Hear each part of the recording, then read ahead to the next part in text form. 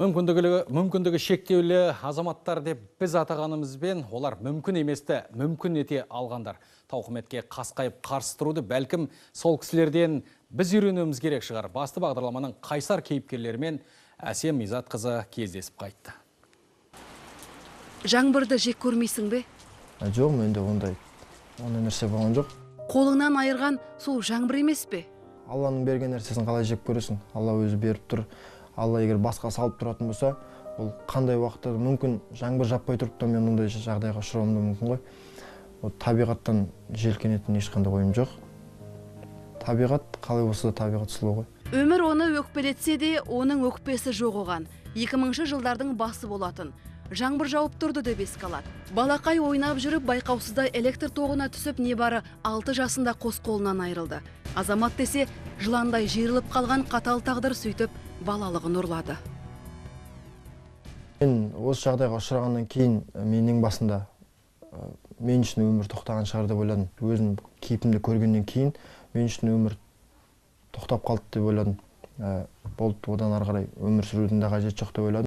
Жаратқан оның қолын алғанмен құштарлығын жоймапты. Нұрлы ақыл, ойлы жанар ұшқыр қиял сыйлапты. 8 қырлы бір сырлы жігіттің қолынан келмейтіні жоқ. Майлы бояумен сурет те салады, суда балықша жүзеді де. Қимылы қағылес қабілетті ол Жапон елінде жүзуден өткен паралимпиада ойындарында 2-ші орынды иеленіп, халықаралық дәрежедегі спорт шебері атанды. Азамат үстел теннисінің де қыр-сырын жетік меңгерген. Қолының жоқтығы оған кедергі бола алмады. Мына 32 медаль соның айғағы. Ел аумағындағы былай тұрсын, халықаралық жарыстарда топ жарып жүр.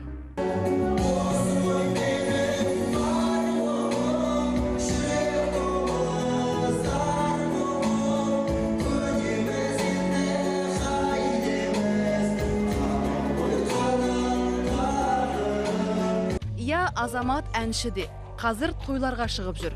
Қатал тағдырым деген өлеңі хитке айналды. Бұл ән Азаматтың табиғатына, тағдырына жақын, жүректен шыққасын жүректерге жетіп жатыр. Әнді көңілдің мұңы, көкейдің шерін тарқатар құрал деп білет. Ол орындаған туындыларды бейжай тыңдау мүмкін емес. Сүйш мені. Азамат аяулы әке, адал жар, бір ұл бір қызы бар. Отбасының тірегі, қорғаны қазір. Басты байлығым жақындарым, қалайда жеткізем, 3 баққа шығарам дейді. Қажаған сәттерім болған, бір емес, бірнеше рет болған. Ондай сәттерде жаңадан бері айтып отырмын ғой, менің осы жанымда жүрген жақын адамдардың ақылы, сөздері, үлкен ағаларымыздың өздерінің берген ақылдар жігер береді. Және де кейде бір өмірге бір қош осының бәрін шаршап кеттім деп бір қолды сілтеп кетіп қалуға да болады, бірақ одан сен не ұтасың, басқа не ұтады. Ажары да жолдасын түсінеді, жүрегімен сүйеді. Ол үшін жігіттердің төресі нағыз азамат болған азаматы. Мінезі нағыз ер жігіттің бойынан табылатындай мінезі бар азаматта. Содан кейін ешқашан екі сөйлемейді, бір нәрсе істеймін деп сөз беремін, соны аяғына дейін жеткізіп тырысады жеткізуге. Сол мінезіне ғашық болдым. Кейде болады, мен бір нәрсеге қолым тимей жатқан кезде, осылай істерші деп кейде өзім байқамай қаламын, істей алмайтын заттарын. Түскен кезде өзінде көңіл түсіп кетеді. Сол кезде бүгін қалам айтқаныма.